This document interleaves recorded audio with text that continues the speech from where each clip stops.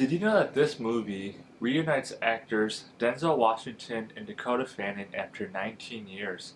The last time they were in a movie together was Man of Fire, and that came out in 2004. So I thought this movie was a good wrap up to the Equalizer series. I've really enjoyed Denzel Washington's character, Robert McCall, ever since I saw the first Equalizer.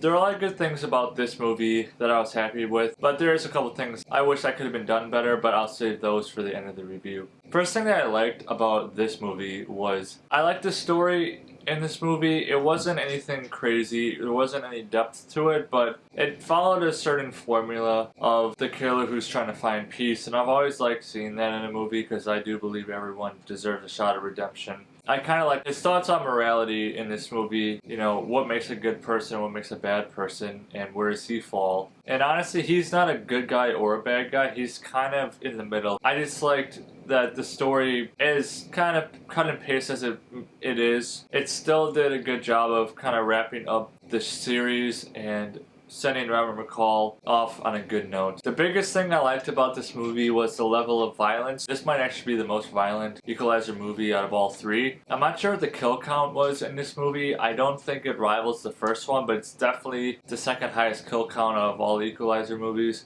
It's not just how violent it is, but it's how Robert McCall chooses to kill people. It's meticulous, it's creative. He never kills a person the same way twice. He always mixes it up, which it's kind of comedic in a way how he always finds that there's something, uses something, anything around him to kill somebody. And all these people he does kill are incredibly bad people. And I love seeing that he went against the mafia in this one. There's definitely a lot of evil and darkness in this one, just showing how evil humanity can be, especially if they're going after power and greed. And I always like to see, what is Robert McCall's character trying to equalize in this movie? What is the balance here?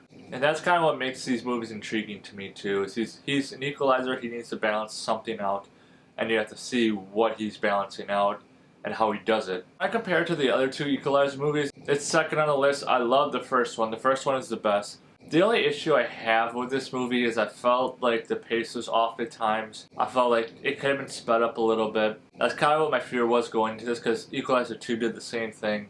They just took their sweet time getting to the good stuff, and you kind of lose interest for a little bit, and then you get back into it. So they did that again in this movie, but I was happy with how they redeemed it at the end. But the pacing could have been done better. That's my only problem with this movie. It was a great send-off, ended Robert McCall's journey on a high note. So I highly recommend you guys go check out The Equalizer 3 as soon as you possibly can with your friends and your family. You're going to love it. So for Equalizer 3, I'm going to give it a 7 out of 10 Mudflaps. And remember to leave me a thumbs up and chop it in the comments below. What's your favorite action series? See you next time.